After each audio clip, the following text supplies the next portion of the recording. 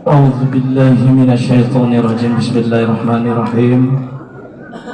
السلام عليكم ورحمة الله وبركاته.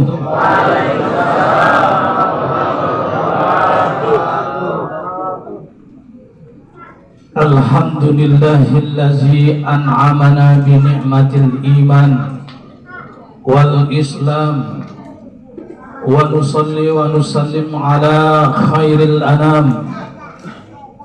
أشهد أن لا إله إلا الله وحده لا شريك له إياه نعبد وإياه نستعين وأشهد أن محمدا عبده ورسوله المبعوث رحمة للعالمين. Allahumma salli wa sallim wa barik wa karim wa azim ala sayyidina Muhammad wa ala ali sayyidina Muhammad. Amma ba'du, faqala ta'ala fi kitabihil karim wa huwa asdaqul qa'ilin. A'udzu billahi minasy syaithanir rajim. Bismillahirrahmanirrahim. Subhanalladzi khalaqal azwaja kullaha mimma tunbitul ardu wa min anfusihim wa mimma la ya'lamun. Wa qala Rasulullah sallallahu alaihi wasallam, wa kafa bil mauti wa'izatun hasanah. Shadaqallahul azim wa shadaqa rasuluhun nabiyyul habibul karim wa nahnu ala zalika minasyahidin wa syakirin walhamdulillahi rabbil alamin. Hadratul kiram yang saya hormati, sahibul bait, orang tua kami Bapak Haji Ahmad Dahlan, yang sama-sama kita doakan keluarga besarnya, yaitu Bapak Mahir bin Bapak Icung, telah dipanggil oleh Allah Subhanahu wa Ta'ala. Mudah-mudahan sama-sama kita doakan meninggalnya beliau dalam keadaan husnul khotimah, diterima iman Islamnya, diterima amal ibadahnya, diampuni segala dosanya, diluaskan alam kuburnya, dan dijadikan alam kuburnya rawdah miryatil jannah. Amin amin ya rabbal alamin. Dan juga mudah-mudahan kita doakan sama-sama keluarga besar dari almarhum, baik anak, mantu, cucu, diberikan kesabaran, ketabahan dalam menghadapi ujian ini. Amin amin ya rabbal alamin. Yang saya hormati para alimil ulama, para asatidz, para tuan guru, para senior saya,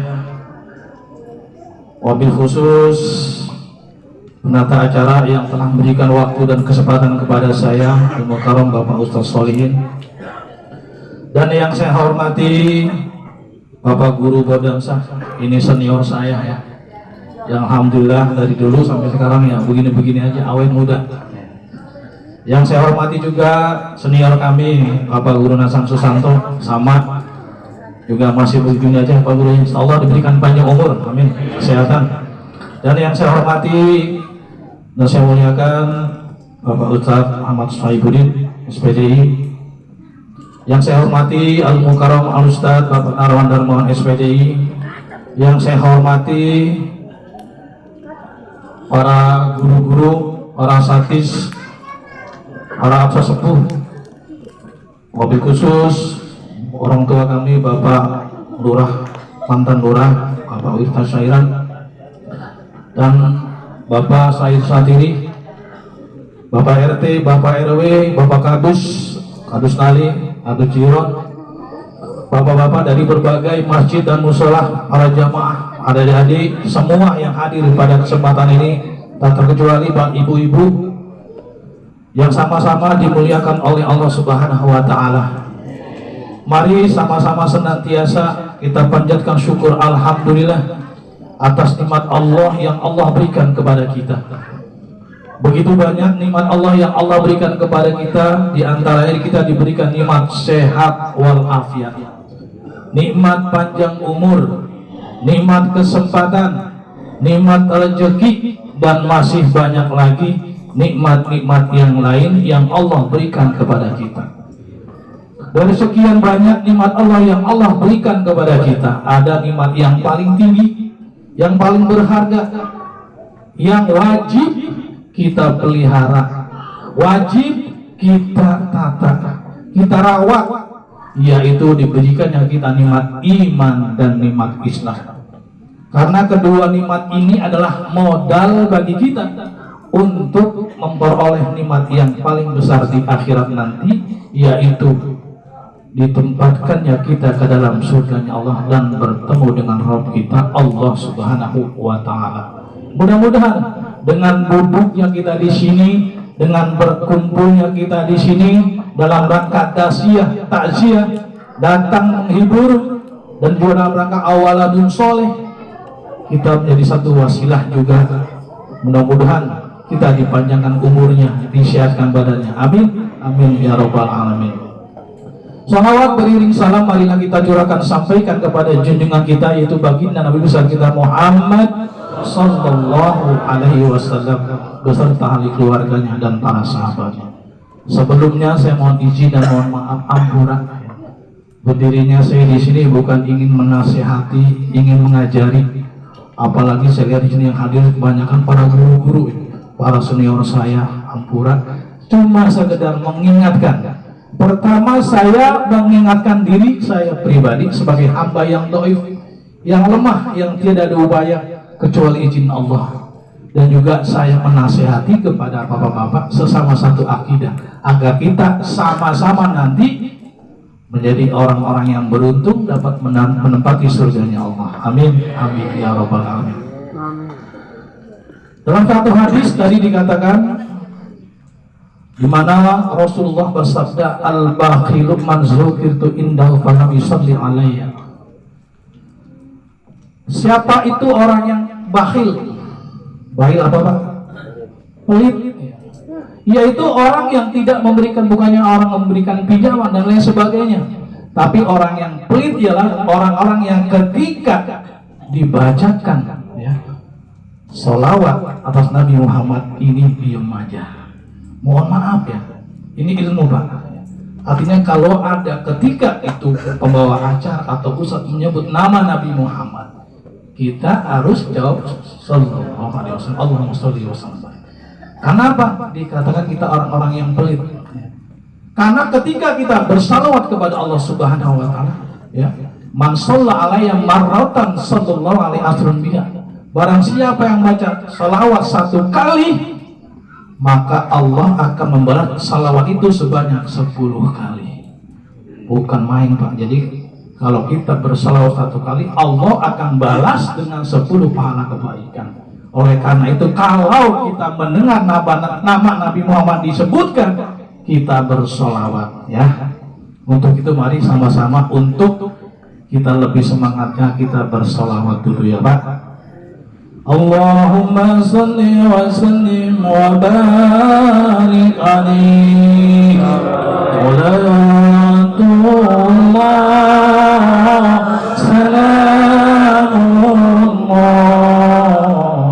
ala taha rasulillah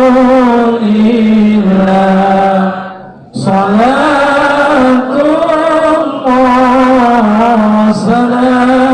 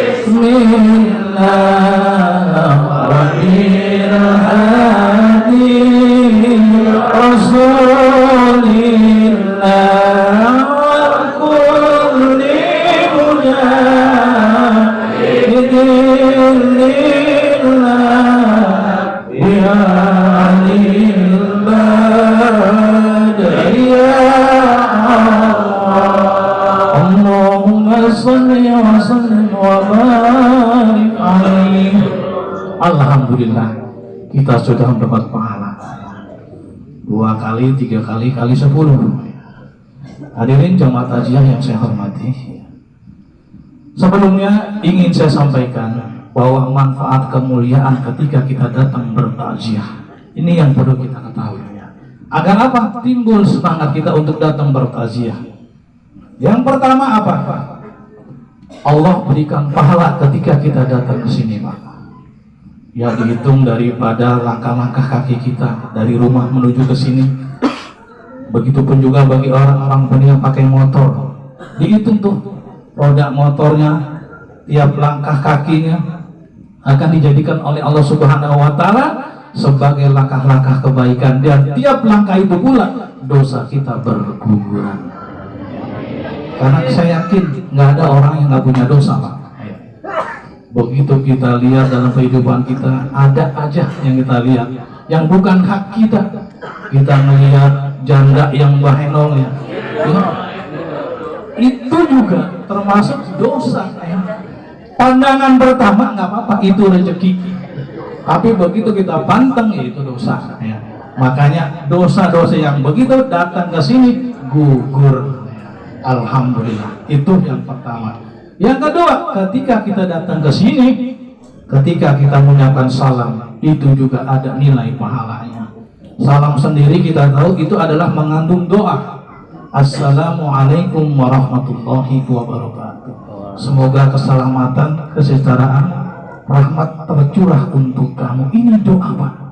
Makanya jangan takut-takut, jangan segan ketika kita absus salam, menebarkan salam, jangan malu. Assalamualaikum warahmatullahi wabarakatuh, gagah ya. Jangan assalamualaikum yang lemas. Karena di sini ada nilai pahalanya. Ya, doa juga.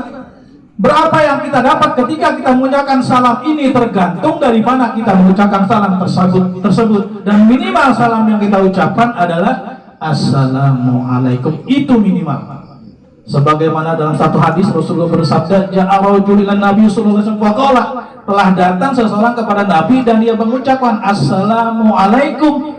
Dijawab oleh Nabi, faradda alaihi tsumma jalasa faqala asyara 10. Dijawab oleh Nabi dengan yang sama, Assalamualaikum waalaikumsalam. Lalu Rasulullah duduk summa jalasa dan berkata asyara 10. Summa ja'a akhar, lalu datang orang yang kedua. Faqala assalamualaikum warahmatullah. Dijawab oleh Nabi faradda alaihi fajalasa. Lalu berkata faqala isruna 20. Summa ja'a akhar, lalu datang orang yang ketiga. Berkata faqala assalamualaikum warahmatullahi wabarakatuh. Dijawab oleh Rasulullah sama faradda alaihi fajalasa. Faqala salasuna 30. Jadi jelas, Pak. Ketika kita mengucapkan salam itu, di samping salam itu ada doanya, juga mengandung pahala. Dan pahala yang kita dapat ketika kita mengucapkan salam itu minimal assalamualaikum, Allah berikan pahala 10. Assalamualaikum warahmatullahi, Allah berikan pahala 20. Assalamualaikum warahmatullahi wabarakatuh, mendapat pahala 30 salasuna. Jadi terserah Bapak mau dapat pahala yang mana, 10, 20 atau 30, Pak. Kalau yang mau ini yang banyak aja sekalian ya, 30. Cara mengucapkannya apa? Assalamualaikum warahmatullahi wabarakatuh, lengkap ya. Dan cara menjawabnya juga yang benar ya, karena hukum daripada mengucapkan salam itu terbagi menjadi 2. Kita belajar ya sebelum nanti bicara kematian. Hukum mengucapkan salam ialah sunnah, tapi yang menjawabnya adalah wajib. Arti wajib, kalau kita nggak jawab salam tersebut, kita apa, Pak? Dosa ya. Makanya mencuri yang paling baik adalah mencuri salam. Walaupun salam itu bukan ditujukan buat kita, tapi kalau kita mendengar, kita jawab. Umpama nih guru gondang salam kepada orang lain, kita dengar, kita jawab waalaikumsalam warahmatullahi ya. Dan cara menjawab salam ini kadang-kadang, mohon maaf Pak, saya hanya mengklarifikasi, meluruskan, bukan yang ucapan itu salah. Tapi menurut kaidah konteks daripada salam, ketika orang mengucapkan salam assalamualaikum warahmatullahi wabarakatuh, kadang-kadang jawabnya waalaikumsalam ya. Padahal itu kalau konteks dari salam tersebut, mim itu ada barisan domah di atas. Ketemu alif lam asyamsiyah, mim ketemu tasdid sana masuk. Jadi cara menjawabnya adalah Waalaikumsalam, ya. Bukan waalaikumsalam, waalaikumsalam. Ini yang benar, ya. Jadi mulai sekarang Pak, untuk kita mendengar orang salam menjawabnya waalaikumsalam warahmatullahi wabarakatuh. Itu bernilai pahala. Dua, yang ketiga, ketika kita datang ke sini, ya, ketika kita sudah mengucapkan salam harus kita sempurnakan dengan apa? Bermusyafahah. Sebagaimana jelas dalam hadis, "Mamin muslimaini yaltaqiyani fayatasyaffa'ani illa ghufira lahu qabla ay yatafarraq." Barang siapa, ya, tidaklah dua orang muslim ketemu, dia mengucapkan salam lalu dia berjabat tangan, Pak. Ya, disempurnakan dengan berjabat tangan, bermusyafahah. Maka Allah akan menghapuskan ghufira lahu, ya, kedua dosa keduanya qabla ayyatafarqa, sebelum ini berpisah, ya.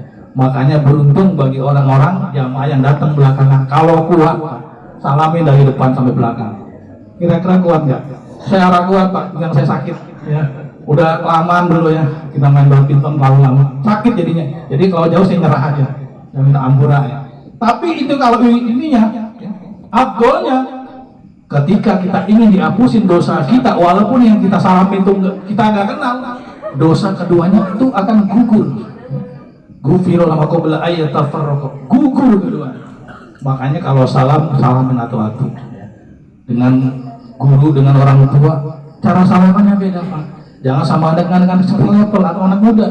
Kalau dengan guru, akhlak nih, bicara dengan akhlak. Kita apa? Kita cium tangan, ya. Ini akhlak. Kadang-kadang mohon maaf Pak, anak sekarang ini nggak tahu ajaran dari mana, ya. Kalau ketemu orang tua, salamannya begini Pak, di pipi ya Bu, ya. Ini bukan nggak ada ajarannya. Apa di pipinya? Yang paling benar kalau kita salam kepada orang tua atau guru, ikhlas cara kita salamannya. Kita cium tangannya, bukan di pipinya, bukan di jidatnya. Kita cium balik-balik, ya. Insya Allah apa? Kita mengambil keberkahan daripada guru dan orang tua tersebut. Insya Allah kalau kita salaman ikhlas, mendapat keberkahan dari orang tua dan guru. Ya adik-adik, ya, paham nggak? Kalau salaman dengan begini, banyak saya lihat tuh contohnya begitu, di jidat jadi aja, ya. Ini ajarannya. Lalu yang keempat, ya, ketika kita di sini, kita mengucapkan dari apa yang kita lakukan? Kita baca Al-Quran, baca Yasin, ya, baca Al-Ikhlas, baca Al-Baqarah, Mu'awwazatain. Itu pahalanya sungguh luar biasa. Dalam satu hadis dikatakan, man qara'a harfan min kitabillah, barang siapa yang membaca satu huruf dari kitab Allah yaitu Al-Quran, kalau bisa amsali, Allah akan memberikan satu huruf itu dibalas dengan pahala 10 kali pahala kebaikan. Yasin berapa ayat Pak? 83 ayat. Berapa huruf? Hitung sendiri. Yasin 2 huruf, ya. Wal Qur'anil Hakim berapa huruf? Banyak. Sampai turja'un. Berapa huruf? Kalikan. Jadi jelas Pak, kalau kita kesini, kalau Allah sengaja perlihatkan itu pahala, kita bawa pulang tuh pahala, kita dorong, kita panggul, nggak kuat, pahala kita banyak. Itu nanti buat kita di sini bekal di akhirat nanti. Makanya kalau ada tetangga kita, keluarga kita, saudara kita yang meninggal dunia, kita datangi. Insya Allah di samping kita sebagai awaladun soleh, menghibur juga, ya, menemani, kita dapat pahala yang begitu banyak. Amin. Amin ya rabbal alamin. Hadirin jamaah takziah yang saya hormati, di dalam Al-Quran Allah berfirman dalam surah Yasin ayat 36, A'udzubillahi minasyaitonirrajim, Subhanallazi khalaqal azwaja kullaha mimma tunbitul ardi wa min anfusihim wa mimma la ya'lamun. Maha suci Allah, zat yang telah menciptakan semua ini. Ini semua ini saling berpasangan Pak, saling berpasangan. Ada laki, ada perempuan, ada tua, ada muda, ada langit, ada bumi. Begitu juga, ya, ada kematian, juga ada kehidupan. Allazi khalaqal mauta wal hayah.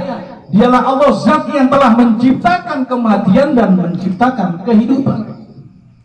Maka suka tidak suka, mau tidak mau, orang yang sudah merasakan kematian, kehidupan. Segala sesuatu yang sudah merasakan hidup harus pula merasakan yang namanya kematian. Ini semua nih kita udah hidup nih Pak ya. Tinggal apa? Merasakan kematian. Kapan itu? Wallahu a'lam bishawab. Kapan itu kita nggak tahu. Yang jelas kita di sini semua ada camat, yaitu calon mati. Dan mati itu bukan akhir dari segalanya, cuma pos ya. Ibarat kita dari Bogor pengen ke Jakarta Pak, tujuannya Jakarta. Itu dari Bogor ke Jakarta pasti ada pos-pos yang kita lewatin.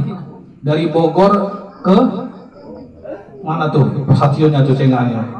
Nah ini banyak tuh pos-pos yang kita lalui. Begitu juga kematian, pos yang pertama akan kita lalui. Makanya kita harus siap-siap dengan kematian. Kenapa? Karena tidak ada yang bisa menolong kecuali diri sendiri. Hadirin jamaah taziah yang saya hormati, ya, di mana Allah ciptakan semua saling berpasangan. Allah ciptakan perempuan, Allah juga ciptakan laki-laki, Allah ciptakan kehidupan, juga Allah ciptakan kematian. Mau tidak mau, suka tidak suka, orang yang sudah merasakan hidup harus pula merasakan yang namanya kematian. Segala sesuatu yang sudah merasakan hidup juga harus merasakan kematian. Jangankan kita manusia, jangankan binatang, jangankan pohon, malaikat Israel pun Pak, yang ditugasi oleh Allah mencabut nyawa, bakalan merasakan yang namanya kematian. Suatu ketika, suatu saat, di mana ketika malaikat Israel sudah menyampaikan tugasnya mencabut seluruh nyawa manusia, Allah akan tanya, wahai malaikat Israel, sekarang siapa yang masih hidup? Dijawab oleh malaikat Israel, yang masih hidup tinggal beberapa malaikat besar, diantaranya malaikat Mikail, malaikat Jibril, malaikat Israel. Kata Allah, cabut nyawanya. Dan apabila sudah seluruhnya tercabut oleh malaikat Israel, Allah tanya lagi kepada malaikat Israel, walaupun Allah tahu. Ditanya, wahai malaikat Israel, sekarang siapa yang masih hidup? Dijawab oleh malaikat Israel, yang masih hidup tinggal saya ya Allah. Sekarang cabut nyawa kamu sendiri, karena sudah menjadi keputusanku bahwa segala sesuatu yang sudah merasakan hidup harus pula merasakan yang namanya kematian. Dan kematian tidak mengenal umur Pak, tidak mengenal umur. Bayi yang baru dilahirkan mati ya pantas. Anak muda kuat gagah mati ya cocok. Sudah tua mati lebih pantas dan lebih cocok.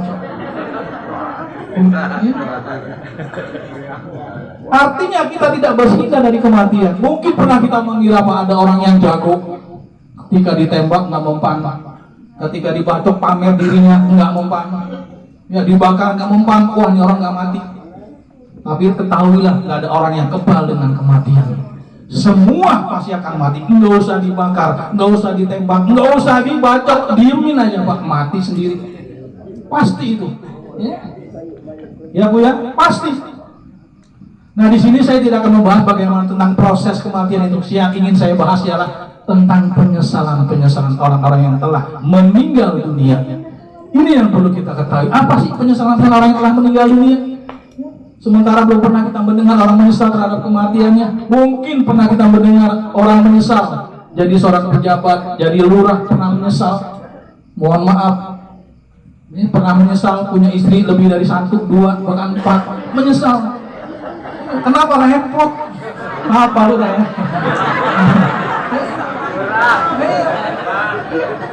Menyesal dia. Kenapa? Ya karena kalau orang punya istri lebih dari 1, 2, kalau nggak adil Pak, nanti menghadap Allah di dalam kitab Ukudil Hujain dikatakan dia jalannya miring, laksana kepiting. Kalau nggak adil, tahu kepiting jalannya miring? Iya, itu nggak adil. Makanya harus adil, ya. Kalau yang sendiri jangan coba-coba ikutin Pak Lurah, jangan ya. Karena berat kalau adil. Kalau hitungan hari itu nggak ada yang adil. Hari itu ganjil, ya. Senin, Selasa, Rabu, Kamis, Jumat, Sabtu, 7. Gimana adilnya? Ya, kalau hitungan hari nggak adil. Makanya jangan coba-coba. Tapi kalau yang mampu silakan. Silakan kalau yang mampu, kalau yang enggak, ini mah tukang ojek, penghasilannya nggak seberapa, bini 4. Masya Allah. Ada ini apa? Lagu-lagu ngikutin Pak Lurah. Ingin apa? Ingin nyontop. Pengen kayak Pak Lurah. Biar apa? Biar top, punya bini 4. Biarin tekor asal kesohor. Masya Allah. Kayak gitu ya. Intinya, kita belum pernah mendengar orang menyesal terhadap kematian. Kita menyesal, ya. Tapi walaupun demikian, belum pernah kita mendengar orang menyesal terhadap kematian. Allah telah menjelaskan dalam Al-Quran, di dalam surah Al-Munafiqun ayat 10, Allah berfirman, Rabbi laula akhartani ila ajalin qarib fasaddaqa wa aku minas sholihin. Ini dia yang pertama. Yang kedua dalam surah Ibrahim ayat 44, Rabbana akhirna ila ajalin qarib nujib da'wataka wa nattabi rusul. Lalu di ayat yang ketiga, Rabbana absarna wa sami'na farjina namal sholihan inna muqinun. Ini penjelasan bagi orang-orang yang telah meninggal dunia, walaupun dia penyesalan yang tidak ada gunanya. Kenapa? Hidup ini cuma sekali, Pak. Cuma sekali kita gagal, ya, menghadapi hidup ini, maka kita akan menyesal selama-lamanya. Tapi bagi mereka orang-orang yang cerdas, yang pintar, yang bisa memanfaatkan hidup yang cuma sebentar ini, kalau kita lihat standar Nabi Muhammad 63 tahun, maka insya Allah dia akan merasakan kebahagiaan selama-lamanya, khalidina fiha abada. Di mana dalam surah Al-Munafiqun ayat 10 Allah berfirman, Rabbi laula akhartani ila ajalin qarib. Ketika itu ada orang-orang yang telah meninggal, dia menyesal, dia menangis, merengek-rengek, minta kepada Allah, ya Allah, kembalikan aku ke dunia. Apabila kau kembalikan aku ke dunia, maka aku akan menjadi orang-orang yang fa'asodak. Apa sih Pak fa'asodak?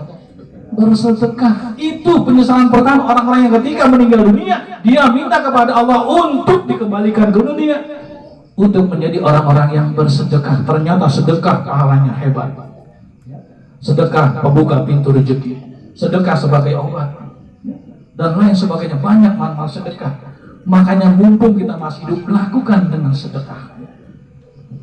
Di mana ketika itu ada orang telah meninggal, dia ini adalah penyesalan orang-orang yang kaya, yang ketika meninggal dunia, ketika meninggal dunia, hidupnya dulu dia berkesenangan, punya harta, dia menyesal. Penyesalan orang-orang yang kaya, yang ketika di dunia ia banyak hartanya, banyak uangnya, tapi ia pelit. Dia tidak mau bersedekah. Datang petugas masjid untuk minta sumbangan renovasi masjid, dia diam dan cuek saja.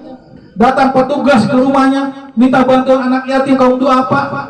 Orang-orang miskin sama, dia diam dan cuek saja. Dia tahu tetangganya ada orang-orang miskin yang kelaparan, tidak bisa makan, sama dia diam saja, tidak peduli. Dia tahu tetangganya ada anak yatim yang tidak bisa bersekolah, tidak makan, sama dia tidak peduli. Hidupnya hanya mementingkan diri sendiri. Orang-orang kaya yang demikian, Pak, nanti ketika meninggal dunia dia menyesal. Dia baru menyadari bahwa hartanya, uangnya tidak bisa menemaninya ketika di alam kubur, bahwa hartanya, uangnya tidak bisa membela apapun nanti pada hari kiamat. Bahkan, Pak, nanti orang-orang kaya semakin banyak hartanya, semakin lama hisabnya. Tuh, jangan dikira enak orang kaya, lama hisabnya.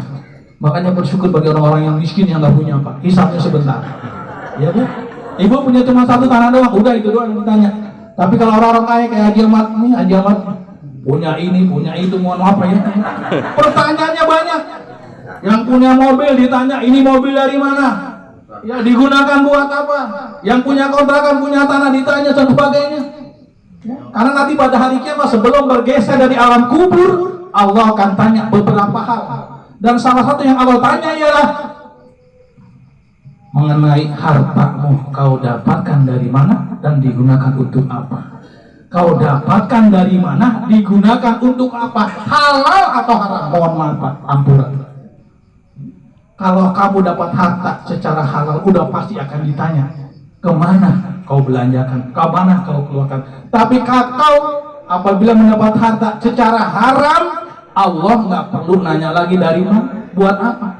Karena dari uang haram, harta haram digunakan untuk pergi haji, Allah tidak akan terima. Digunakan untuk umroh, Allah tidak akan terima. digunakan untuk bersedekah, Allah tidak akan terima. Digunakan untuk berjihad di jalan Allah juga Allah tidak akan terima. Intinya kesimpulan dari harta haram, uang haram digunakan untuk apapun, Allah akan tidak terima, alias Allah tolak. Oleh karena itu saya mengajak diri saya sendiri, pada hadirin, untuk kita mencari harta, pastikan halal atau haram. Itu. Oleh karena itu, mumpung kita masih Allah diberikan satu kesempatan hidup, pergunakan untuk banyak-banyakin sedekah. Ya, banyakin sedekah. Ya, kalau kita punya uang, punya harta, lakukan dengan uang dan hartamu. Kalaupun kau tidak punya uang untuk bersedekah, masih banyak cara bersedekah lainnya. Suatu ketika di mana sahabat Rasulullah yang miskin datang kepada Rasulullah, "Ya Rasulullah, aku ingin datang kepadamu, aku ingin curhat, aku ingin mengadu. Orang-orang kaya mah enak. Dia sholat sebagaimana aku sholat, dia puasa sebagaimana aku puasa, tapi mereka banyak hartanya bisa bersedekah, sedangkan aku tidak." Ya. Ini orang-orang miskin bukannya iri terhadap kekayaan, tapi miskin. Paham? Bukannya iri terhadap kekayaan, tapi dia iri tidak bisa menyaingi dalam hal bersedekah. Kata Rasulullah, "Tenang wahai sahabatku yang miskin. Kalaupun kamu nggak punya uang, kalaupun kamu nggak punya harta, ketahuilah bahwa ya, kau baca tasbih subhanallah, subhanallah itu sedekah. Kau baca tahmid alhamdulillah, alhamdulillah itu sedekah. Kau baca takbir Allahu Akbar itu sedekah. Kau baca la ilaha illallah itu sedekah." Makanya banyakin baca tasbih, tahmid, takbir dan tahlil. Ini imbauan buat kita, ajakan kepada kita bahwa senantiasa kita berzikir kepada Allah, banyakin tadi. Oleh karena itu ketika kita sholat 5 waktu, jangan buru-buru pulang, Pak. Ya. Begitu sholat 5 waktu, habis maghrib, tahu ya mau ngapain, buru-buru pulang. Padahal di rumah memadang doang. Ya, nonton TV kali, nonton bola, kalau udah habis tinggal final nanti ya. Menang tuh ya, Prancis sama apa? Argentina, ya nanti malam. Ya, Maroko kalah, Maroko. Banyak yang nangis tuh Maroko kalah tuh. Ya, termasuk saya, negara Islam kalah dalam bola. Ya, kayak gitu. Makanya perlu kita ketahui, tasbih sedekah, tahmid sedekah, ya, tahlil sedekah, ya, juga takbir sedekah. Dan masih banyak cara-cara bersedekah lainnya, Pak. Kita membantu urusan orang-orang muslim itu sedekah.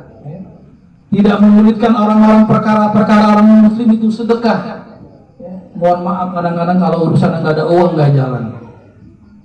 Ya, ini juga salah satu menghalang-halangi orang untuk bersedekah. Tapi kalau kita memudahkan urusan orang, ya, insya Allah itu menjadi sedekah buat kita. Dalam satu riwayat yang lain, di mana Rasulullah bersabda bahwa senyum yang kau berikan terhadap saudaramu itu adalah sedekah. Ya, makanya kalau kita nggak punya uang, nggak punya harta, kita bantu urusan orang-orang, ya, banyakin juga senyum, ya. Banyakin senyum, karena senyum itu sedekah. Ketemu orang senyum, ya. Ketemu ibu-ibu senyum, ya. Ketemu janda lebih senyum lagi, ya Bu ya. Siapa tahu janda itu juga bermanfaat, ya. Ini bagi yang duda, bukan saya ya, jangan nambah lagi. Untuk itu sama-sama kita diberikan oleh kesempatan untuk bersedekah, lakukan dengan sedekah itu. Ini penyesalan yang pertama bagi orang-orang yang telah meninggal dunia, ia ingin dikembalikan ke dunia, ingin menjadi orang-orang yang ma'as-sodak bersedekah. Lalu yang kedua, penyesalan orang-orang yang telah meninggal dunia, ketika itu ia menangis lengek minta kepada Allah dikembalikan ke dunia. Ya Allah, Rabbi laula, ya Allah ya Tuhanku, laula akhartani, akhirkan ajalku, tunda kematianku ila ajal qalim, sebentar saja. Berikan aku tuh seminggu, enggak seminggu ya, sehari, 1 jam, kembalikan aku ke dunia. Apabila kau kembalikan aku ke dunia, aku ingin menjadi orang-orang yang wa'akum minas sholihin, yaitu orang-orang yang soleh. Targetnya dia minta kepada Allah, apabila dikembalikan ke dunia, menjadi orang-orang yang soleh. Bukan mencari harta, bukan mencari jabatan, bukan mencari wanita, tapi targetnya adalah mencari jadi orang-orang yang soleh. Oleh karena itu jadikan diri kita orang-orang yang soleh. Siapa itu orang yang soleh? Itu orang-orang yang ada kaitannya dengan takwa, imtisalul awamirillah wa jinabun nawahi, menjalankan segala perintah Allah dan meninggalkan segala larangannya. Ini jadikan diri kita orang-orang yang soleh dengan kita menjadikan orang-orang yang bertakwa. Siapa itu orang soleh? Termasuk kita ini adalah seorang pemimpin, di mana kita pemimpin untuk diri kita sendiri, pemimpin untuk keluarga kita, anak istri kita. Pokoknya apabila yang jadi pemimpin ini, jadikan pemimpin yang soleh, targetnya soleh. Nanti pada hari kiamat, Pak, ini perlu kita kasih tahu ya. Ketika itu seluruh manusia akan dikumpulkan oleh Allah Subhanahu Wa Taala menjadi satu di tempat yang namanya padang mahsyar. Tahu padang mahsyar? Dikumpulkan kita dari orang zaman Nabi Adam sampai bayi yang terlahir terakhir ke dunia ini akan dikumpulkan menjadi satu di tempat padang mahsyar. Untuk apa? Menunggu hisab satu persatu di antara kita. Ketika itu matahari didekatkan oleh Allah, panas, sangat dekat, sangat dekat, didekatkan oleh Allah, sangat panas. Kita haus, tidak ada minuman, kita lapar, tidak ada makanan. Oleh karena saking lamanya, ada orang yang tenggelam setinggi lutut oleh keringatnya sendiri. Bahkan ada orang yang tenggelam seluruh badannya oleh keringatnya sendiri. Tapi ternyata ketika itu, Pak, ada orang-orang yang mendapat naungan dari Allah Subhanahu Wa Taala. Siapa, Pak? Di antaranya adalah al-imamul adil, imam-imam yang adil, pemimpin yang adil. Kita ini pemimpin untuk diri kita sendiri, pemimpin untuk anak istri dan kita. RT, RW, lurah sampai RT, RW, kadus sampai presiden itu pemimpin yang nanti akan ditanya kelak oleh Allah tentang apa yang dipimpinnya, adil atau enggak. Makanya kalau kita ingin mendapat naungan nanti pada hari kiamat, jadikan diri kita adil. Ya. Yang kedua, terus Pak, udah nanya apa ini? Ya. Lalu di ayat yang kedua di dalam surah Al-Ibrahim ayat 44, Rabbana akhirna ila ajalin qarib nujib da'wataka wa nattabi rusul. Singkat saja. Ya, ada orang yang meninggal dunia, dia menyesal ketika itu dia apa? Tidak mengikuti Rasul. Ya, dia baru menyesal. Dulu dia malah menginjak-injak ajaran Rasul. Ya, ada hadis dia nggak percaya, dibilang ini itu, sama ulama benci, sama ustaz benci. Ustaz itu ngomong apaan tuh? So tahu. Baru anak kemarin udah belagu nasihatin begitu. Ya, padahal kalau kita ada nasihat, jangan dilihat orangnya, apa yang disampaikannya. Kalau emang itu benar nasihat buat kita amalkan. Nanti orang-orang yang begini nih, Pak, ketika meninggal dunia dia akan menyesal. Kenapa dulu saya tidak mengindahkan seorang ustaz? Mengapa dulu saya tidak ikutin ustaz, kiai, para tokoh-tokoh agama, malah membencinya? Yang ketiga, lalu yang terakhir, yang keempat, di mana penyesalan orang-orang yang telah meninggal dunia dalam surah As-Sajdah ayat 12, Rabbana absorna wa samina farjina, ya. Na'mal sholat inna muqinun. Ketika itu ada orang yang telah meninggal dunia, ia menyesal kenapa dulu disampaikan oleh Ustadz, dia baru yakin pada saat itu, baru yakin, oh ya benar, Ustadz dulu di dunia disampaikan ini, baru terasa benar di akhirat. Ini sekarang kalau kita hidup ini, Pak, ini cerita nih buat akhirat. Cerita karena apa? Itu sesuatu yang gaib. Tapi nanti kalau kita di akhirat, apa yang kita ceritakan di sini itu akan menjadi nyata. Oleh karena itu, kita dekati para ulama kita dekati para ustadz kita, para kiai kita minta keberkahan, minta ilmunya. Jangan ustadz dibiarin, ustadz dicuekin dan lain sebagainya. Itu ustadz dihormatin dengan cara apa? Tadi kalau ketemu ustadz, ya cara persalamannya pun beda. Jangan samakan, abal-abal kita mendapat keberkahan. Oleh karena itu, mumpung kita masih diberikan kesempatan oleh hidup oleh Allah Subhanahu Wa Taala, yang jelas nanti kematian pasti akan datang menjemput kita. Malaikat Israel akan datang pasti menjumpai kita, dan datangnya malaikat Israel tiada belas kasih, nggak nanya dulu. Oleh karena itu, mari dalam kesempatan ini persiapkan diri kita untuk menjelang kematian kita. Yang jelas kita semua ini akan tinggalin, dan tinggalin kita juga akan dihitung semua amalan-amalan kita. Faman ya'mal misqala dzarratin khairan yarah wa may ya'mal mithqala dzarratin syarran yarah. Mudah-mudahan kita menjadi orang-orang yang beruntung mendapat satu keistiqomahan dalam menjalani agama, menjadikan jalan syariat kita istiqomah, kita sholat, kita puasa, kita zakat dan lain sebagainya, agar kita mendapati surganya Allah Subhanahu wa taala. Demikian, mohon maaf atas segala kekurangan. Billahi taufiq wal hidayah. Wassalamualaikum warahmatullahi wabarakatuh.